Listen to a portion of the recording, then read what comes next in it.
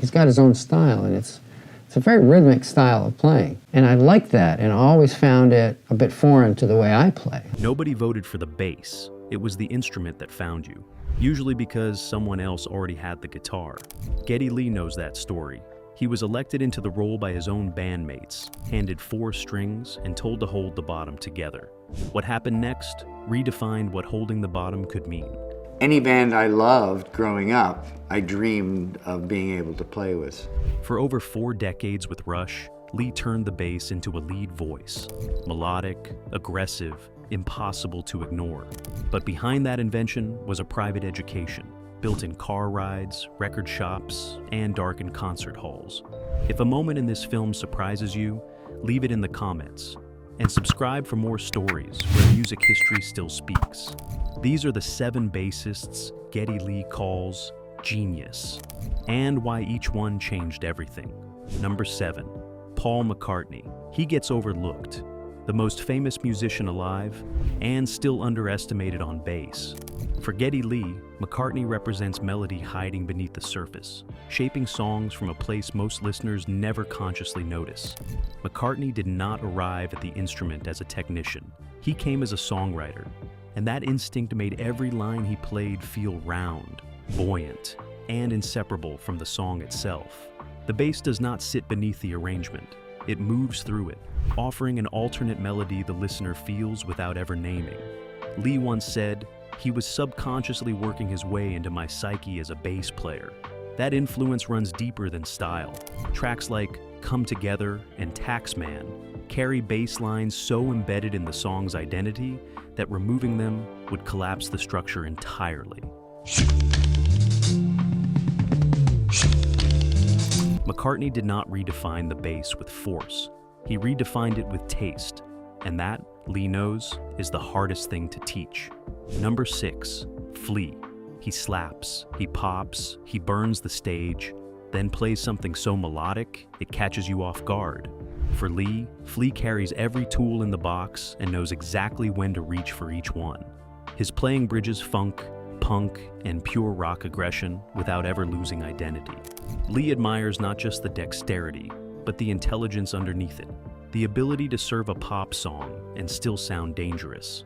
Flea brought a physicality to the bass that felt genuinely new, yet never sacrificed melody for spectacle. Lee once said, "He is a monster player. His influences are so funk-driven, yet he can do anything." That range is what sets Flea apart. A track like Give It Away shows exactly what Lee means. The bass provides an alternate rhythm and an alternate melody at once, working the full neck without ever crowding the song. Flea did not borrow from one tradition. He fused them all, and made the bass feel like the most physical instrument on stage. Number 5, Jamerson. The name came later. The influence came first. For Geddy Lee, Jamerson was everywhere before he was anyone.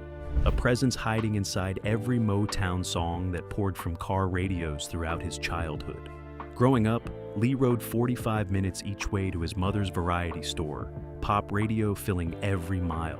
Those bass lines seeped in without permission, melodic, propulsive, shaping songs from underneath. It was only years later that Lee traced them all back to a single pair of hands. Jamerson gave the bass a second heartbeat, a subterranean melody that made everything above it move. Lee once said, "It wasn't until much later I realized the common denominator for a lot of these artists was Jamerson. That revelation changed how he heard everything. Every early band Lee played in the covered Motown songs, learning them by instinct before understanding their architecture. What's going on? Hey! Jamerson proved that influence does not require recognition. Sometimes the deepest mark is the one you only discover after it has already shaped you. Number 4, John Paul Jones. He held Led Zeppelin together, not with volume, not with flash, with gravity. For Lee, Jones represents the bassist who makes chaos possible by remaining immovable at its center. No matter how far Page stretched or Bonham thundered, Jones kept the architecture standing, fluid, melodic, and exactly where the song needed him. Lee has spoken about hearing that first Zeppelin album and feeling the weight of the band immediately. Underneath the spectacle was a foundation so precise it made everything above it feel inevitable. Lee once said, "If you listen to what is going on in a song like What Is and What Should, Never Be, where would that song be without the bass part?" That question answers itself. Jones did not compete with the chaos. He made it credible, adding melodic depth that only revealed itself on repeated listens. He proved that the most essential player in a band is sometimes the one you notice last. Number 3, John Entwistle. He was the first god. For Geddy Lee, Entwistle was the moment the bass stopped being a background instrument and became a weapon. The tone was ferocious. The audacity was unprecedented. Lee heard "My Generation" and understood immediately that the bass could occupy territory that had always belonged to the guitar. A bass solo inside a pop single. No one had dared that before. Entwistle did not ask for space. He seized it with a sound so loud and aggressive, it rewrote what the instrument was allowed to do. Lee once said, "I still rank him as the greatest rock bassist of all time." He has never wavered from that claim. Every early band Lee played in tried to cover "My Generation" and failed, but the attempt itself was the education. Entwistle gave the bass permission to be dangerous, and once that permission existed, players like Lee knew exactly what to do with it. Number 2, Chris Squire. He was the reason Geddy Lee skipped school. A friend put on a Yes record, and the bass hit like nothing Lee had heard before. Bold, bright, and impossibly upfront. The song was "No opportunity necessary, no experience needed." It opened like a classical overture. Then the bass arrived and tore through everything. Squire's playing carried the same aggression as Entwistle, but inside music that was layered, adventurous, and endlessly ambitious. Lee became a devoted fan from that moment, eventually lining up all night at Maple Leaf Gardens just to hear Squire live. Lee once said, "Chris Squire is incredibly inventive and imaginative. He will always be a pinnacle of great bass players." That admiration never faded. Squire proved the bass could be both a melodic instrument and a structural force at once, inventive without ever losing its grip on the song. Years later, Lee played that very song alongside Yes on stage. The circle did not just close, it sang. Number 1, Jack Bruce. Cream were everything. For Geddy Lee, no band mattered more in the beginning, and no bassist left a deeper mark. Bruce played with a blues-soaked aggression that turned the bass into a voice of its own.